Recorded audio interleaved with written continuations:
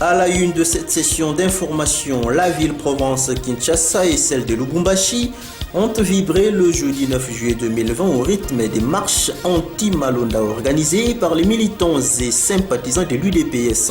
Vous suivrez dans ce journal le bilan qui trace la police nationale congolaise quant à cette marche. À Boma, ville portuaire, la police nationale congolaise a mis la main ce vendredi 10 juillet 2020 sur un groupe de hors-la-loi composé de 4 bandits dont une dame qui sème terreur et désolation dont le chef des Bomatraciens. Avant de le transférer à qui de droit, ces hommes enclins au mal restent sous surveillance du commissariat de la police de Mbangu. La nouvelle tarification adoptée par la SNEL donne lieu à des mécontentements du côté de ses abonnés, ceux des quartiers Luemba Janvier et Bomabungu au camp 7 vers km 8 sont montés au créneau. Voilà tout pour le sommaire. Bienvenue si vous nous rejoignez, c'est l'heure de vous informer. Je l'ai dit en titre, les villes de Kinshasa et celles de Lubumbashi ont vibré le jeudi 9 juillet 2020 au rythme des marches anti-Malonda organisées par les militants et sympathisants du parti présidentiel Union pour la démocratie et les progrès sociaux. Mais malgré des dispositions de la police nationale congolaise, certains dérapages ont été quand même signalés. La police nationale congolaise, dans ce reportage que nous vous proposons, nous fait le compte rendu des bilans enregistrés. Suivez. Face à cette marée humaine qui s'est déferlée sur la chaussée, la police en professionnel a résolu de les encadrer en prenant soin de discuter avec certains de leurs responsables en portant leurs connaissances sur l'inaccessibilité de toutes les voies conduisant au palais du peuple et que le lieu environnant était fermé au passage par un dispositif sécuritaire important. À quelques encablures du siège du Parlement, les manifestants ont tenté de défoncer les dispositifs de la police érigée à cet effet, assurant ainsi la protection de l'hémicycle relatif. Face à ces débordements, l'ordre a été donné de le disperser à coups de gaz lacrymogène. Bilan provisoire, bilan humain, déplorant ces jours un mort dans le camp des manifestants en la personne de Kelly, non autrement identifié, domicilié 6 avenue Boulukaka, numéro 53, Bandal Molar. Cas de traitement dégradant et inhumain. Les policiers qui sont Tigana, du poste de police Kandakanda, Sociat et Victoire, du commissariat de police de Kassaboubou, copieusement molesté par les Koulouna, entre la vie et la mort, a été admis à l'hôpital central de référence de la police nationale au camp Lufungula. 19 policiers blessés, dont 2 grièvement, dont des nombres parmi eux le commissaire principal Kanza Dounaï, chef P2 adjoint de l'UPHP national avec une blessure profonde à la tête. 5 manifestants blessés à Kinshasa, tous admis en soins au centre de santé de la Légion nationale d'intervention. Au titre de dégâts matériels, 1. Acte de vendage de l'église armée de l'éternel du révérend Sonika Futa. 2. Le siège national du parti travailliste de son excellence Steve Mbikaï mis en feu. 3. Destruction et incendie du sous-commissariat Kandakanda par des inciviques Kuluna et 2 armes emportées et récupérées. À Lubumbashi, on déplore un mort dans le camp des manifestants qui a été conduit à la mort de l'hôpital général Janson Sendoué. 10 blessés du côté des manifestants, dont 7 par balle et un major du commandement du camp Vangu blessé grièvement à la bouche. Jean-Marc Kabound Akabound, président ad intérim du parti présidentiel Union pour la démocratie et les progrès sociaux, lui remercie et félicite les membres de son parti politique pour avoir répondu massivement et positivement à cette marche anti-Malonda. Pour Jean-Marc Kabound Akabound, aucun des militants et sympathisants de l'UDPS ne serait comporté indignement. Mais pour Ronsard Malonda, désigné comme successeur de Corneille Nangaa à la tête de la commission électorale indépendante, la page est déjà tournée à signaler Jean-Marc Kabound. Écoutez-les.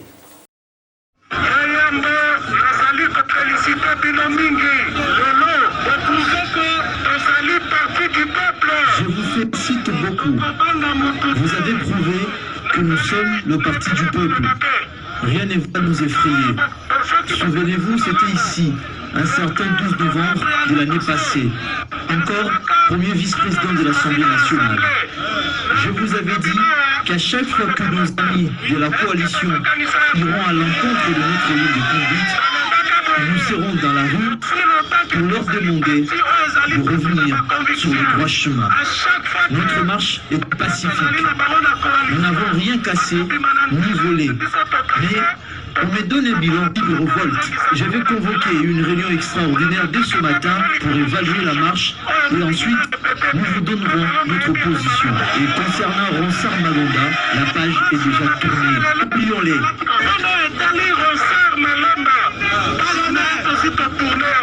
Joint par téléphone ce vendredi 10 juillet 2020 pour éclairer notre rédaction, Serge Kadiman, l'un des cadres du Parti du Peuple pour la Reconstruction et la Démocratie PPRD, s'est dit très touché par le comportement qu'a affiché la police nationale congolaise en défaveur de son parti politique qui s'apprêtait également pour marcher ce même jeudi 9 juillet 2020.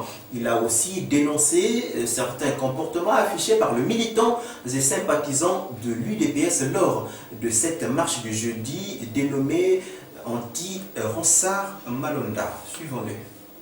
Nous avons regretté d'abord ce qui s'est passé aujourd'hui. Nous avions souhaité organiser une série de marches mercredi, jeudi et vendredi.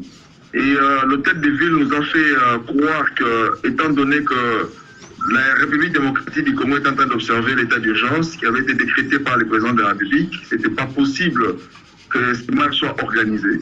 Mais nous avions appris par nos militants que l'UDPS s'est préparé quand même pour sortir. Nous sommes dit, on ne peut pas cochonner deux poids, deux mesures. Nous avons mobilisé aussi les nôtres qui étaient sur le boulevard Sendoué.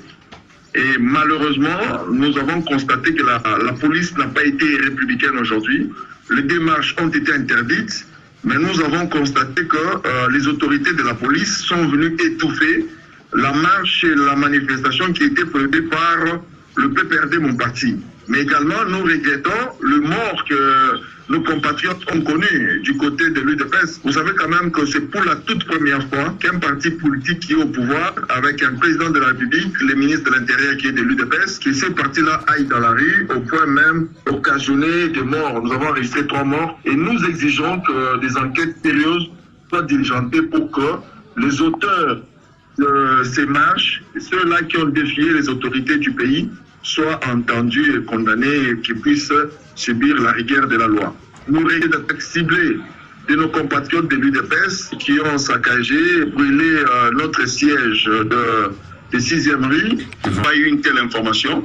Et ça, c'est juste un sabotage et de personnes de mauvaise foi qui veulent jeter un discrédit sur le PPRD. La coalition de la MOCA, elle, projette la marche contre le choix de Ronsard Malonda à la présidence de la Commission électorale nationale indépendante de CENI pour ce lundi 13 juillet 2020. Jean par téléphone l'avant-midi de ce vendredi 10 juillet 2020 pour éclairer notre rédaction. Prince Epengue, l'un des cadres de la coalition La MOCA, a confirmé le maintien de la date du 13 juillet pour la tenue de la marche anti-Malonda et les 3 propositions de loi sur la réforme judiciaire en République démocratique du Congo. Écoutons-les. L'ensemble de notre peuple est appelé à marcher ce 13 juillet à Kinshasa et dans l'ensemble du pays pour exiger les réformes institutionnelles avant tout remplacement de messieurs même à la tête de la CENI. CC et les caches n'ont pas entendu la fin de la pandémie pour imposer Ronsard Malonda à la tête de la CENI. Nous allons faire notre part dans les 3 itinéraires, dont l'axe principal qui va des bonhommes à la Tchangou, en passant par Pomapete, échangeur de Limité, boulevard Mumba, première rue Saint-Raphaël, Sendoué et Le point de chute, c'est au niveau des boulevards triomphal. Nous étions hier sur le terrain. Aujourd'hui, nous allons encore être sur le terrain pour dire à nos militantes et militants que nous allons marcher tout en respectant strictement les gestes barrières. Dans le hydroalcoolique, nous avons demandé à nos militants de ne rien casser, de n'injurier personne, au gouverneur de la ville, à monsieur le général chargé de la police, de faire leur part. La seule leçon que nous devons tirer des changements tant entendus par le peuple n'est pas arrivé. La police tue avant les élections, la police continue de tuer après les élections. Nous sommes quand même ravis de voir qu'enfin, après une année et demie, où nous n'avions jamais cessé de dire à l'UDPS que votre alliance avec les FCC est une alliance diabolique. Aujourd'hui, enfin, la base de l'UDPS au moins a entendu les messages du président élu. Nous les disons bravo, vous pétard que jamais. Signalons que ces manifestations anti-Malonda se sont déroulées le jour même où le chef de l'État, Félix-Antoine Tshisekedi Tshilombo, regagnait le pays après une mission privée de 4 jours à Bruxelles. Lors de cette mission, le chef de l'État congolais, Antoine Tshisekedi Félix, a notamment échangé avec quelques personnalités belges sur divers sujets d'actualité au pays. Tout à fait autre chose, à Boma, ville touristique et portuaire, je l'avais dit en titre que la police nationale congolaise a mis ce vendredi 10 juillet 2020 dans la matinée la main sur un groupe de présumés malfrats composé de 4 bandits dont une femme qui sème terreur et désolation dans le chef des Bomatraciens. Avant de le déférer à qui de droit, ces hommes enclins au mal restent sous surveillance de la police du commissariat de Mbangu à Triemaele. Après l'arrestation de China Rambo les jours passés, la police de Mbangu n'a pas lâché prise. Elle a continué à exercer son devoir, celui de protéger la population et ses biens, tout en gardant le slogan Opération Sokola Boma.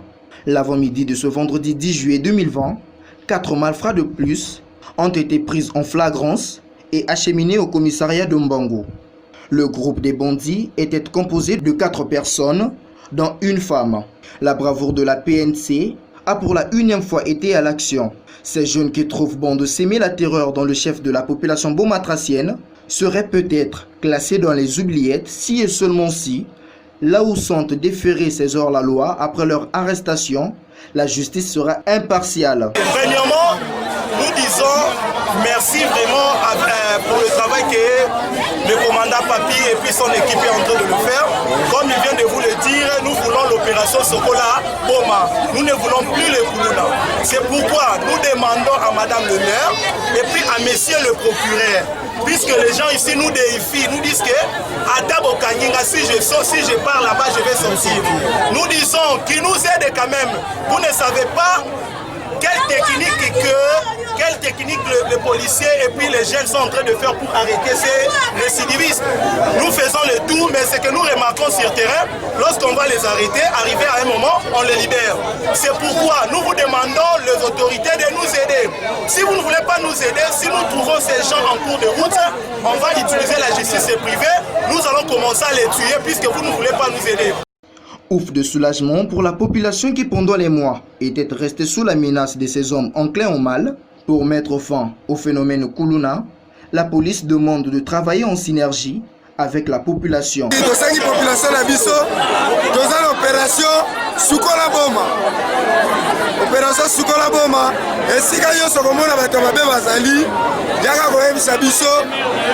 ensemble là, va mettre volontaire dans la population de Sokola Boma. Nous avons l'opération Sokola Boma. Au rond-point-ville, jonction, boulevard Joseph Kabila Kabangué et Pontville, la circulation routière devient beaucoup plus fluide depuis que la police nationale congolaise a dépêché sur les lieux ses agents. Ouf de soulagement du côté des usagers de cette artère d'intérêt général. Ilrich, Bazimboulou et Dompemba pour plus de précisions.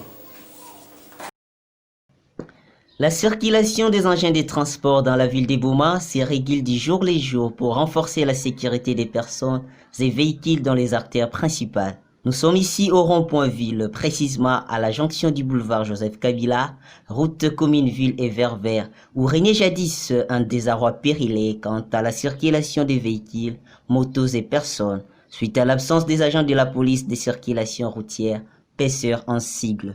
Ceci pouvait donc favoriser soit les embouteillages, soit les accidents. Il est à noter que depuis un temps, la présence des agents de la PSR est remarquable sur les lieux pour réguler la circulation.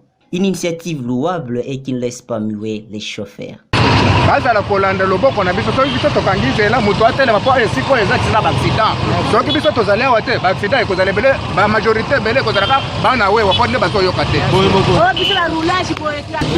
bango baroulage bazalaki awa te ozomona baaccident ezosalama bana bango ba desordre ositomotoouta boye moto ozokota sa siliki bamoko bakitani na boye na sepeli po bazala awa bango bazala awa te place bango ozala kuna kuna kokanga bamoto kokanga mituka awa bango kokipe awa te baaccident ezosalama badesordre ositoboye bana wewombala moko azokota sa siliki aki atelemi boye bete biso bete tosepeli na ndenge bango bakomi awa tosepeli makasi toza po ça. Sur l'avenue Mobutu, nous sommes là en plein centre-ville de Boma. C'est la présence d'un collecteur d'eau complètement envahi par d'ordures qui met mal à l'aise la population de ce coin de la ville. Des eaux usées qui stagnent, en tout cas, met mal à l'aise la population, comme je l'ai dit tantôt, est propre à rendre plusieurs personnes malades. Suivez.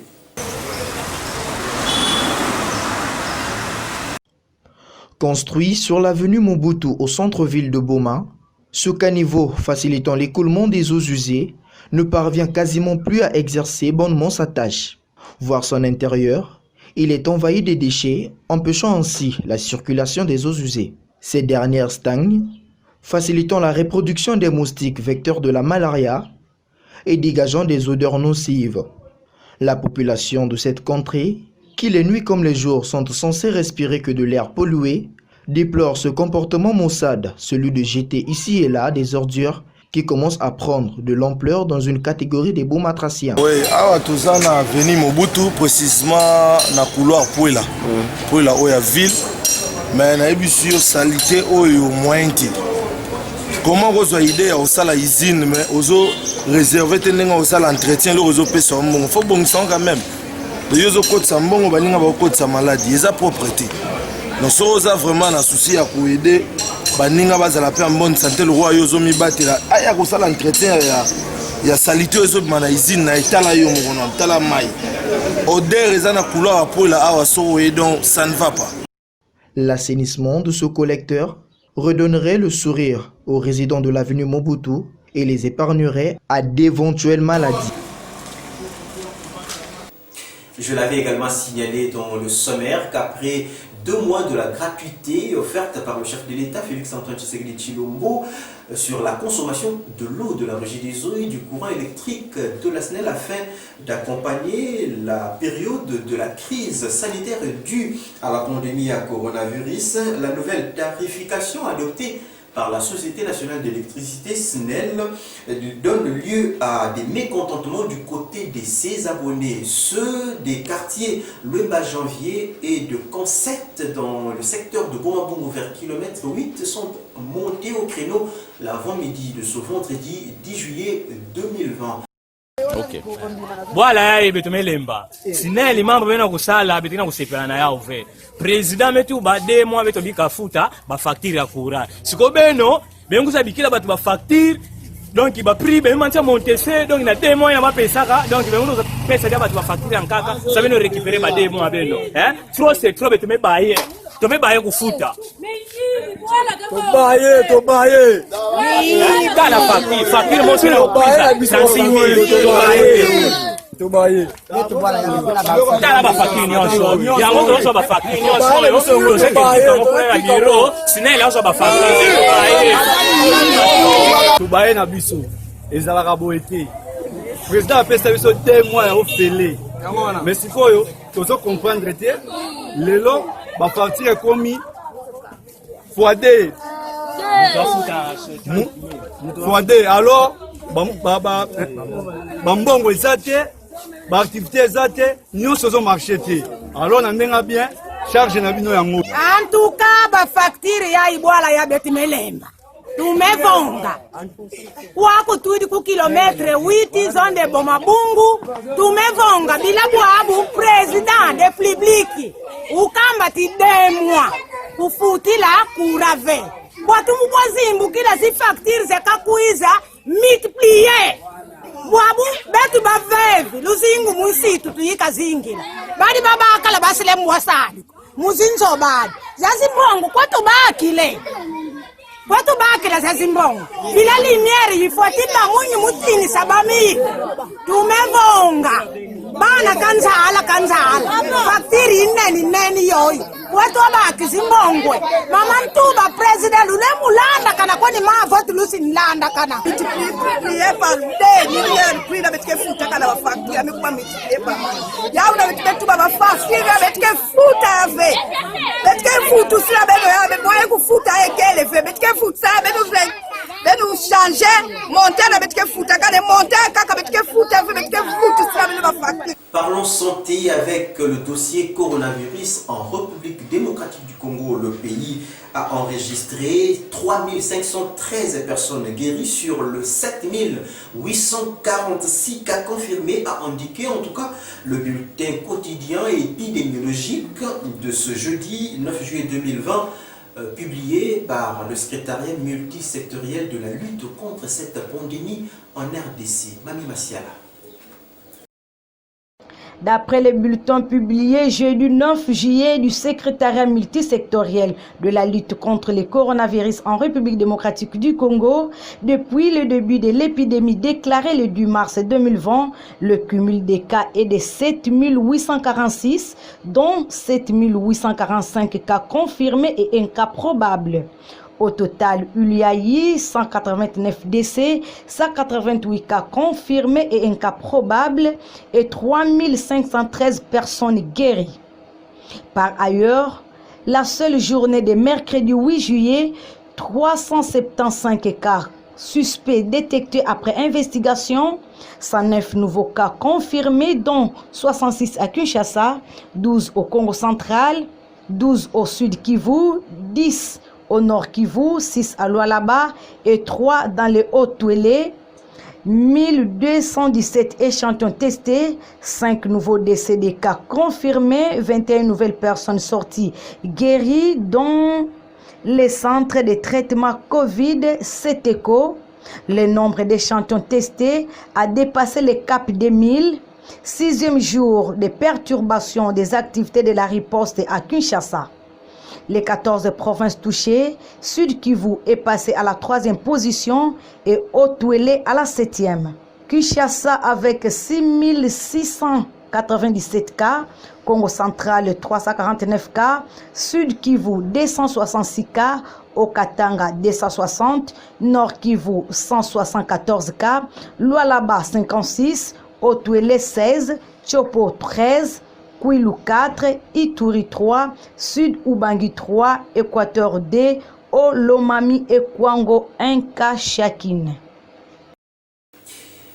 Dans la province du Haut-Katanga, l'autorité provinciale a décidé de suspendre pour 24 heures, soit à partir de ce vendredi 10 juillet 2020 et de le reprendre le samedi 11 juillet 2020, le confinement de 3 jours qu'avait pris cours depuis le jeudi 9 juillet, mais n'a pas été respecté car perturbé par une vague de manifestations des militants de l'UDPS et de l'UNAFEC contre la désignation de Ronsard Malonda à la tête ou à la présidence de la Commission électorale nationale indépendante CENI. Selon le communiqué du Conseil de sécurité de cette province dirigé par le gouverneur Jacques Kiaboula, cette mesure viserait essentiellement à permettre aux populations de s'approvisionner en biens de première nécessité.